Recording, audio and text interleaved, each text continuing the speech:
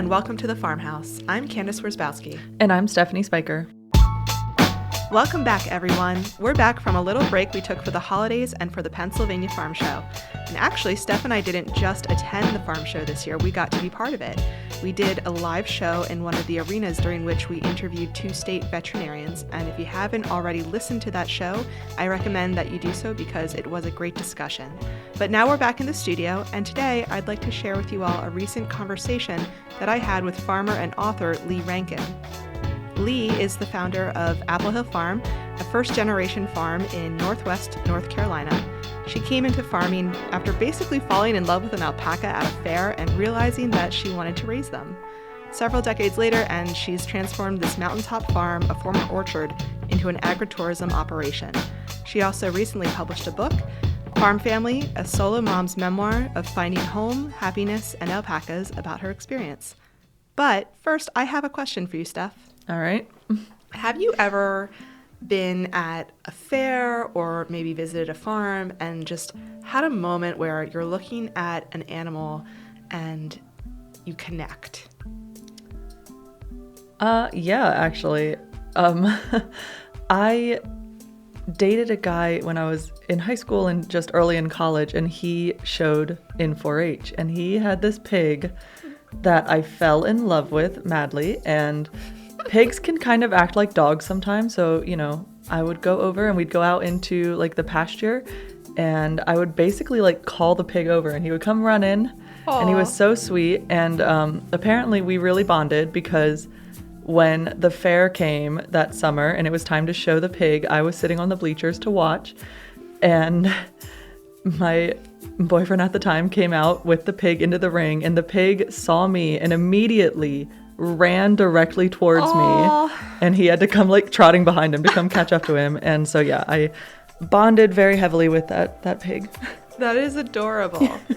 So you realize you liked pigs, or at least this pig. I do love pigs. Did it inspire you to start a pig farm? Not in the sense that I've ever actually done it. Have I always said I want to own a pig? Yeah. Do I have one? No. Okay. Well, therein lies one of probably several differences between you and Lee, and that's that she had an experience like that where, she looked into the eyes of an alpaca and she just experienced this connection with the animal, and she just thought, this is what I want to do for the rest of my life. And she made it happen, and it wasn't easy. She was a single mother, and so, that's comes with its own challenges, and she got this farm up and running, and it's been running for a couple decades now. And yeah, it's a pretty incredible story, and I can't wait for you to hear it, Steph. Yeah, I'm really excited to hear her whole experience. Maybe she'll inspire me to actually buy a pig. Let's see. Lee, welcome to the Farmhouse. Thank you. It's really an honor to be here. Great. So first things first, why alpacas? Because and forgive me if I'm wrong, but you didn't really have any experience in farming prior to starting up Apple Hill Farm, am I right? I did not. Yeah. So what about the alpacas got you? So I met one at the state fair in Kentucky and fell in love, and it was a moment between the two of us where everything else fell away. And I was like, this is the coolest animal I've ever met, right? Like this, I'd never met an alpaca before. Mm-hmm. Have you ever met an alpaca? I don't think I have. I think I've seen them at a distance, but never up close. Okay. Well, they're different. They're very different. They have very different energy than most livestock. And and I just absolutely fell in love and was like, that's what I want to do. Made no sense whatsoever, but what is sense for, right? Like making sense doesn't translate always. Yeah. And I went off on this journey to start raising alpacas. Wow. And here I am. So 20 something years later, raising alpacas. Living the dream. Yeah. Living the dream. Yeah. So tell me about the process of getting Apple Hill Farm up and running, because previously it had been an apple orchard, which is a completely different operation. So I'd imagine it took some time and investment to take it to where it is now. It did. And it was, so the property that we purchased was an old growth apple orchard. So it really had been somewhat abandoned as an apple orchard, Mm. seriously, as an apple orchard. It was originally planted 80 acres up here in the mountains, and I think our experience has been we get apples every 2 to 3 years, and I'm sure if that was their experience, would be why they abandoned it. Yeah. And there was part of the farm was an old, somewhat derelict Christmas tree farm. Okay.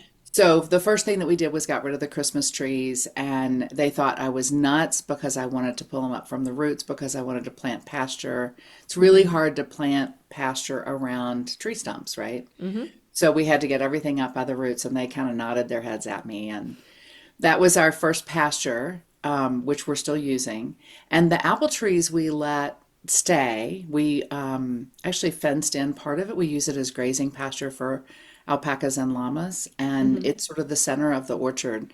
And those trees are 64 years old. They were planted in 1960. Wow.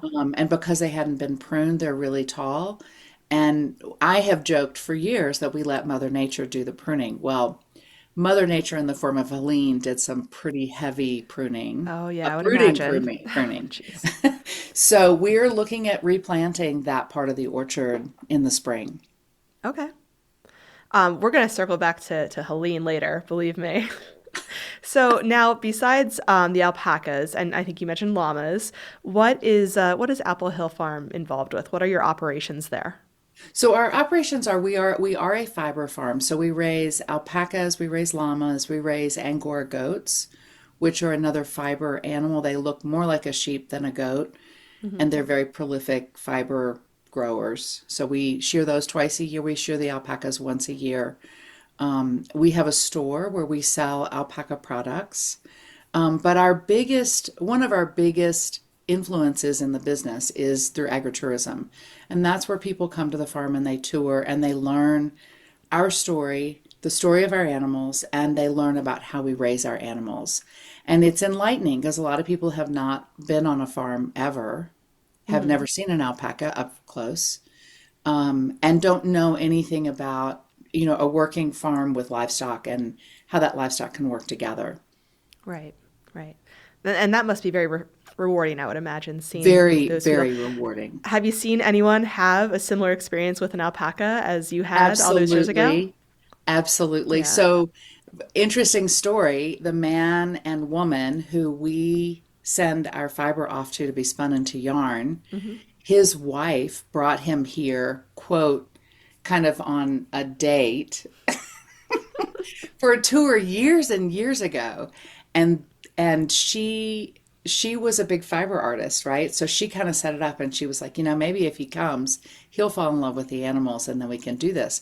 Well, he did fall in love with the animals and they now have a fiber mill and a fiber farm Hmm. and are in the process of starting to do agritourism. So yes, there's people that walk in and I can tell if they pull me aside and they're like, this is like my dream. And I say to them, I'm not responsible for what happens between like now and later.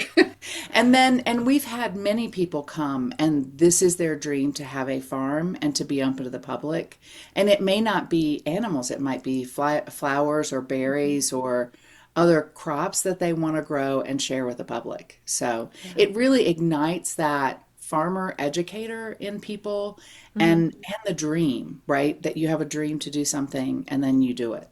Yeah. That's amazing. And we love hearing stories about whenever, farmers can connect with consumers because as I'm sure you're aware, there's a huge gap between the two often. There And so is a it's huge so gap. Yeah. important to Yeah. bridge that gap. Yeah, and we get to handle the questions that people have that they can't ask to a farmer. Hmm. And we have a small vegetable garden. We do some vegetable production, but it's not a huge piece of what we do. But we're familiar enough with it that we can answer those questions. We have bees, so they get to see the beehives and then they get to see the honey, and we can answer questions about that. So it really is. It's interesting because there is so little knowledge across the public about farming specifically. I mean, I think it's 2% of us are involved in farming in the United States. And the more our cities get bigger and people move to the cities, the less information they have about farming. I mean, I'm a first generation farmer. I did not grow up on a farm. I did not grow up in a farming family. And I'm not unusual in that way. Yeah. Yeah. Most people are. I mean, before I came to Lancaster Farming, I grew up in a rural area surrounded by farms, really didn't know what was going on those Hmm. farms, other than like a very surface level understanding. And Right, I've learned so much in the years that I've worked here. So yeah, right. I get it. So you recently published a book. It's called Farm Family, a solo mom's memoir of finding home, happiness, and alpacas. And it's a memoir of sorts. So what inspired you to write this? So I'm a writer. I was a writer before I became a farmer. I've kind of always been, I've been a writer most of my life. And I had written a cookbook, and I was actually in the mountains of North Carolina with that cookbook doing book signings. It's the first time I came to this area and was why I came back to check it out to see if this is a place we wanted to live. So it's really me returning to some part of my writing roots that, that I had before I came, and then was pretty busy starting a farm and raising a son and all of those things that life brings to us. And then this was a turning back to that. What do you hope that readers will take away from your book? Number one, that you can have a dream and fulfill that dream. And we're never too old. I was 40 when I started the farm when we moved here. I was 60 when I published that book or started the publication process. So we're never too old to do something and to live a dream. And it can be done, and all sorts of things are going to happen along the way that are good and bad. Like things are going to stop you and things are going to pull you forward. Like when I started with the alpacas, I had never been to an alpaca farm. I just had the idea, right? And I was determined to start this alpaca farm and found the property. And then I went to an alpaca farm, which happened to be literally a mile as the crow flies away from here. And she was a leader in the alpaca industry.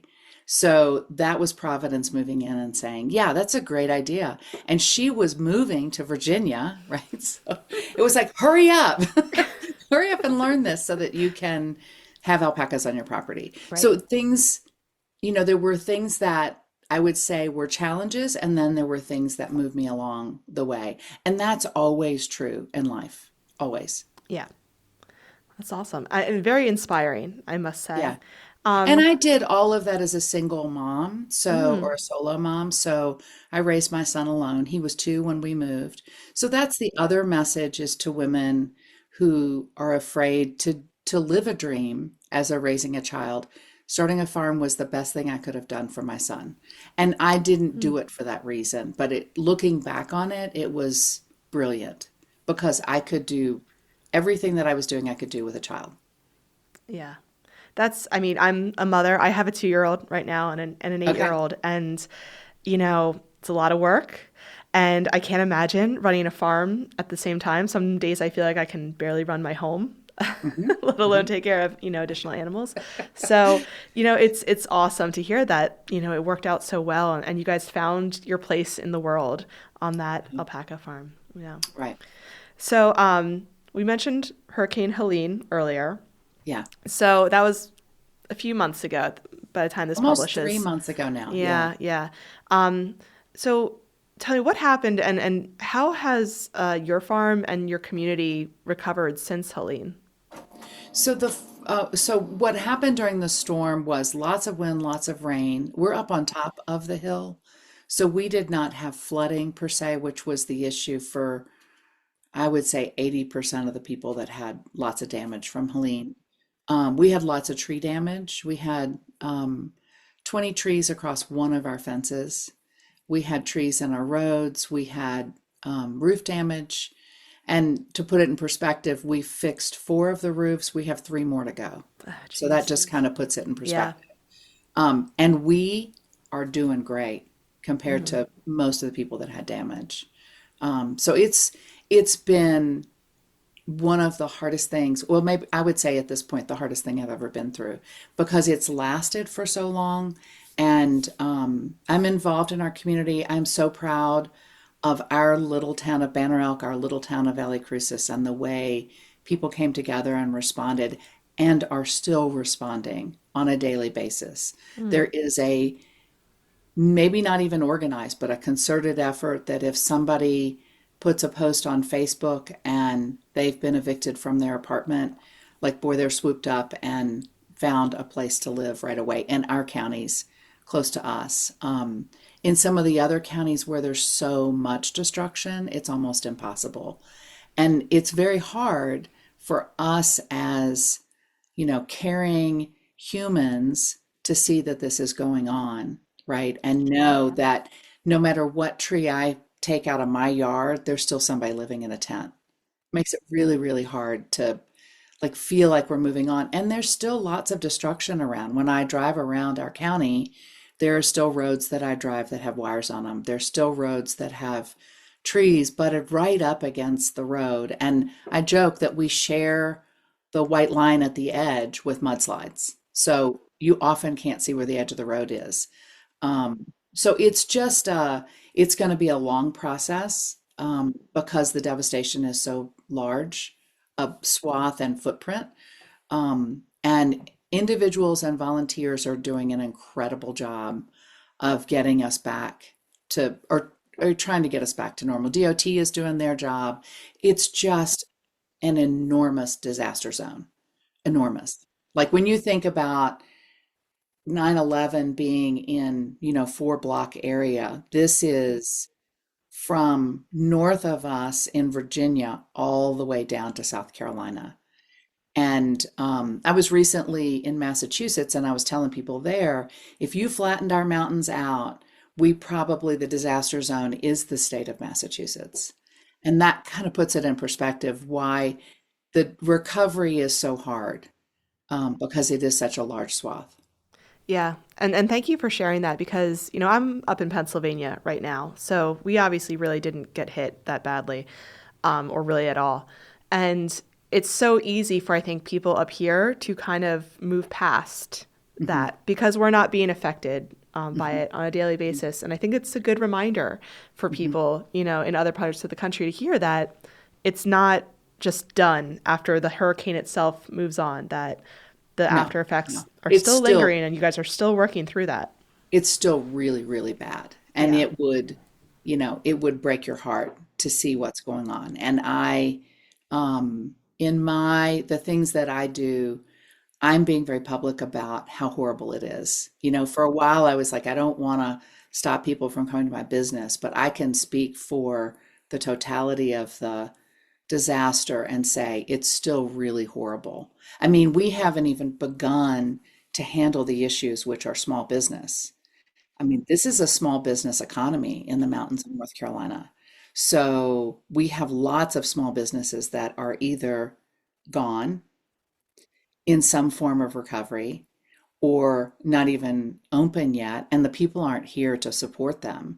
And that's who employs the people who live here. So I mean, we're now finding people that need to be rehomed because they're being evicted because they don't have a job. And there isn't another job to go to. It's not like, oh, we'll just go down the road and get another job because nothing's open. So there's like ramifications going on and on and on. And there has been I can't say enough about the communities and the organizations that have supported, but there's a lot of support that has been kind of stilted. I'm not sure exactly why. I mean, we had National Guard here for a while and they were wonderful and super, super helpful. And they're gone. They've been Mm. gone for over a month. And it's like, it is not something that you and I would sit there and go, "Oh, we'll go clean up that road." We Right, right. can't because it Yeah. takes heavy equipment. So it's, the anyway, so many issues around it. Yeah. Yeah, I can imagine. And sounds like it's going to be like a long road back to Yeah. full recovery down there. And we say, the one of the things that I say is that I've cried as much from the response in the community and the Hmm. nonprofits and the people who've come to help us than I have from the destruction. And that's what people need to hear because the real story is what's happened on a neighbor by neighbor basis and a town by town basis. And I mean, it's just amazing. We have a restaurateur who had a food truck in Banner Elk, and Banner Elk was completely landlocked. People couldn't get into or out of Banner Elk because of roads that were completely washed out for 60 or 80 feet, like not 10 feet, not five, like really seriously washed out. And they pooled all their food together in Banner Elk, put it under a generator so that all the food was preserved. And they opened the food truck and they started feeding the community. And they fed, before it was over 20,000 meals for Wow. free to the people of our community. We have 1,100 people that live in Banner Elk. Mm-hmm. They served over 20,000 meals to That's just put it in amazing. perspective. Yeah. And so it's just been amazing. It's been absolutely amazing. Okay. Wow. So obviously that's been, a big change in your Hmm. community on your Hmm. farm.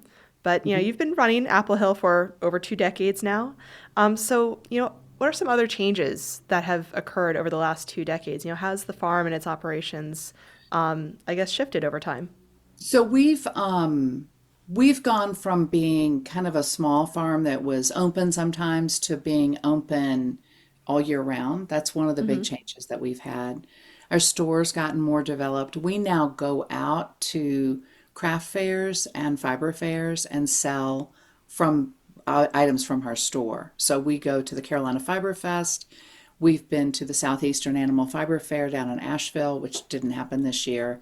We go to local arts and craft festivals and we sell off the farm to go out and meet the customer there and then tell them about the farm, right? Yeah. So it's dual purposed. That's one of the things that we do quite a bit now. We walk our llamas in the parades in Banner Elk. So we were Oh, very excited to walk our llamas in the Christmas parade yeah. earlier this month. And they were in the Fourth of July parade. And I mean, you've never lived until you've walked a llama in a parade. I'm sure you get a So lot of attention for it. we do. And Yeah. it's loads of fun. It's loads of fun. We first started, people didn't even know what they were. They were like emu, horse, And now llamas are pretty well known and they're like llama, Yeah. alpaca. So we've come a long way in educating the public. So I'm trying to think what else we're doing. I'm very involved at a state level in the agritourism world in teaching people how to open their farms for agritourism. Mm-hmm. We have an agritourism association in North Carolina. We do a conference every February. So I'm involved with that. I'm also involved with Farm Bureau, which is, Mm-hmm. I'm assuming in Pennsylvania is probably Yes, we have similar. that. Mm-hmm. Farm Bureau is the federated set of Farm Bureau is the biggest grassroots organization for rural America. And I'm also involved with American Farm Bureau. So I'm doing a little bit more of that kind of stuff. I'm out touring with a book, that those Mm-hmm. kinds of things. So Very busy. yeah, I've got my feet maybe not as grounded on the farm, and I'm Mm-hmm. taking what I've learned with the farm and taking it out more. Okay. We bring people in who want to train to have an agritourism farm on just some of the brass tacks of opening up for agritourism, some of the things we've learned that have worked and not worked. And my heart is for the smaller farms because we're a small farm. Yeah. We're our footprint is we're 45 acres, but we can only park so many cars because we're in the mountains. So we're Gotcha. small. We're considered Yeah. small. Okay. So, we talk on this podcast a lot about how women in ag seem to wear a lot of hats. Farmer, mother, they often have off farm jobs. There's the homemaking or caretaking, and it can be a lot. Mhm. It can be tiring if you're not careful. It can really, wear you down. And you yourself have a lot of balls in the air and have for a while. So, what's your advice to other women out there who are also juggling? I think all of us as women need to find ways to keep ourselves grounded. Mm, I happen to be a journaler, also a meditator, and so, just a few moments in the morning of grounding and meditation or reading something where I'm not on my phone and I'm not thinking about what I have to do can mm, make and break my day. yeah. So I think that it's changes the way my day goes if I have time to ground with myself. And I think it's easy for all of us to say, but I got to get this done. I got to get this done. Or we hit the snooze Yes. button and then there's not time to do it. I mean, I think we're all guilty of that. Mm. Or we go to bed late, right? The decision starts the night before, what time we go to bed, basically. So those kinds of things are super, super important to keeping ourselves grounded. I've found going through this whole disaster with Helene, I really take it on emotionally. And Mm. it's been a challenge. And I'm pretty good at that stuff, but this has really challenged my emotional state to stay buoyant and stay hopeful and stay because I'm running a business, right? So we Right. gotta, we haven't laid anybody off and we gotta, find a way to pull this out and move forward because it doesn't do us anybody any good if I lay off 5 employees. Like that Right. doesn't help. So, I feel a lot of pressure that way, but it's that for me, it's that morning time of having those moments. And then the other thing is I was recently away. I'd gone to a writing retreat, right? So that's one of the things Hmm. that I do is go away off the farm where I'm not focused on the farm. And I find that helps a lot. My son's now 25, so I'm not Ah. it's a little bit easier now without little ones running around. Um, but I was away and it snowed overnight. And I knew it was going to snow. And I was looking out the window before I went to bed, like a little kid, like, has it started snowing yet? Has it started snowing? And then I was right by a lake, right? So I could see out the window because the way snow is, right? When the Hmm. lake covered in snow and it was white, I could see. I had no idea the lake was ice until that happened. And I was like a little kid. I woke up and I was like, I'm in Narnia.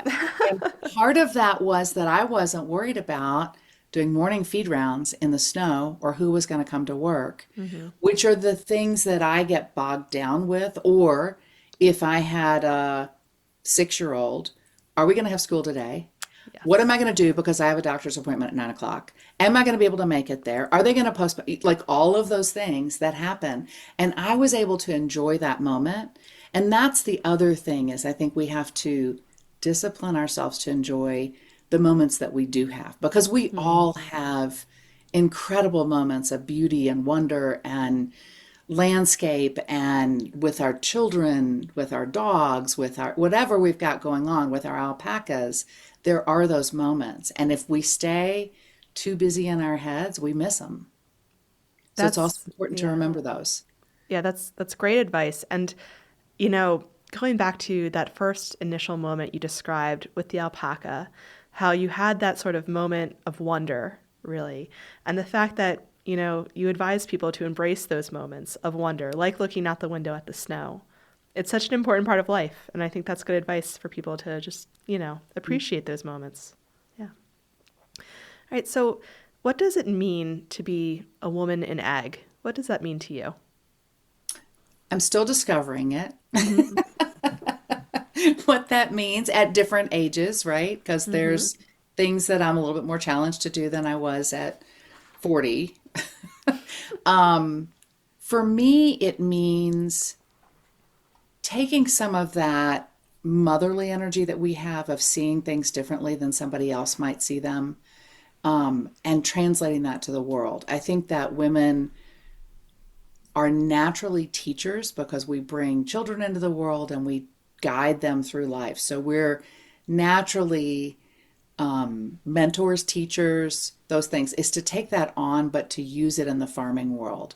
Right. So I could just have the farm, right? And figure out a way to pay people to help work to get the work done Mm-hmm. and not share it with the world. But it's a very motherly thing to want to bring people in to my farm table and Right. have them experience what it is that I'm experiencing and learning and finding ways to share that with them.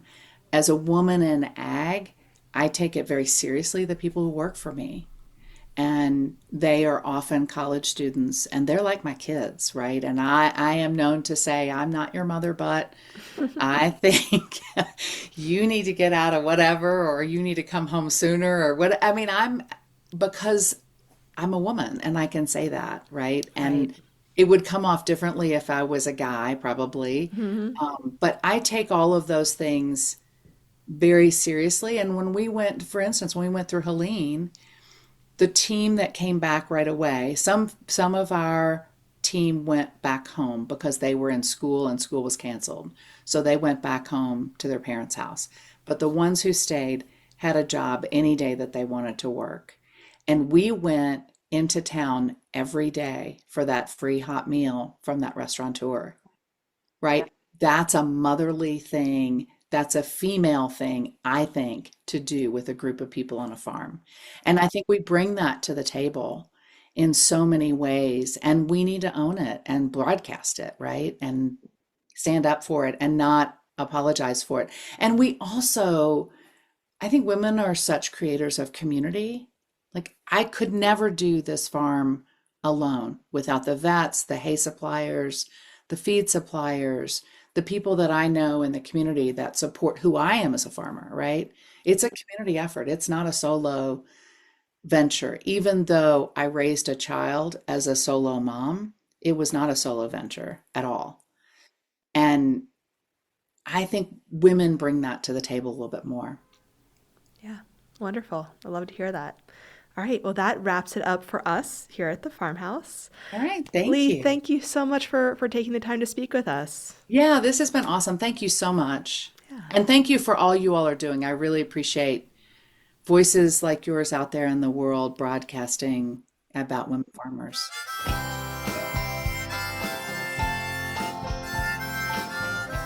That was honestly such a great interview. I loved listening to your conversation and just hearing all of her stories. She's so fascinating. She is. She's done a lot in her life. And I think it's really cool that she kind of started going after this dream, you know, not later in life, but like not right away. You know, Yeah. it took her a little while to even realize this was something she wanted to do and then to like dive into it.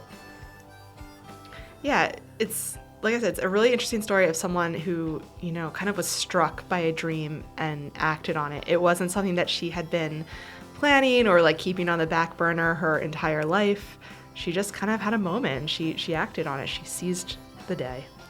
One of the things that I had planned on asking her about, but I didn't realize how much time we'd spend talking about it, was the recovery efforts after Hurricane Helene. I kind of mentioned it in the interview, but it's really easy for us up here in Pennsylvania to, you know, see these kind of events like hurricanes where we realize that they're having this devastating impact on where they're hitting. But then, you know, the news coverage sort of stops and we kind of stop thinking about it. Whereas for people like Lee and the rest of the people in her community and others like her community, it's still very much a part of their everyday life.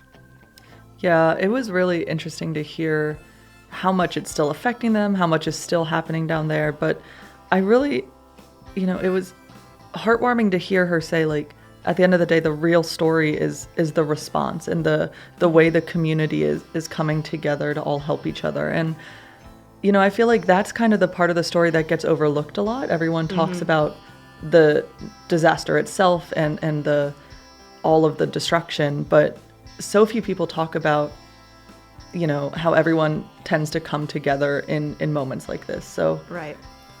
I think it's a real like kind of character establishing moment. And I think that speaks very highly of Lee because she spoke about how important it is for her to make sure that her employees are being taken care of. Yeah. How, you know, it's difficult, but she doesn't want to have to let anyone go. She wants to make sure that everyone is fed and taken care of. So I really appreciated hearing her say that, you know, she's a caretaker at heart, and that extends to both her livestock and the people in her life. So another thing that Lee mentioned that I thought was a great takeaway from this interview is she talked about appreciating wonder during busy times. And, you know, she and I, we recorded this interview right before Christmas, and now it's after Christmas. And those were really nice words to hear going into the holidays. We had the Pennsylvania Farm Show immediately after the holidays, which is also a very busy time for us here at Lancaster Farming. And so I thought it's a great mantra, really, to keep in mind. yeah, and I loved how much she talked about like being intentional to take some time away from her farm and from work. And I feel like even those of us who don't farm, like that's still something you can take away from this interview is like, it's okay to take very intentional time for yourself to get out of, like, take a break from work, if you have kids, like, leave them with dad for a weekend or whatever, and take time for yourself, where then you can try and hopefully appreciate those little moments that maybe would be not appreciated in your daily busy life. So yeah, I know sometimes it's easier said than done, especially for farmers. It is very difficult to leave the farm, but I think that, it sure can make a difference just carving out a little time for yourself. Yeah, everyone deserves a little me time, even if it's just like an hour, right? Like, take a bubble bath, read a book. Like, it doesn't have to be a mountain vacation. You can do some me time other ways. Yeah. All right, I think that wraps us up for this episode of The Farmhouse. Thank you all for listening. If you liked this episode, please consider subscribing if you haven't already done so. If you really like this episode, please consider leaving us a review. If you have any questions or thoughts about this episode or the podcast in general, you can email us at farmhouse@lancasterfarming.com. You can also find us on social media at Lancaster Farming on most platforms. Thank you again for listening and visiting us at the Farmhouse. I'm Stephanie. I'm Candace. And we'll talk to you later. Bye.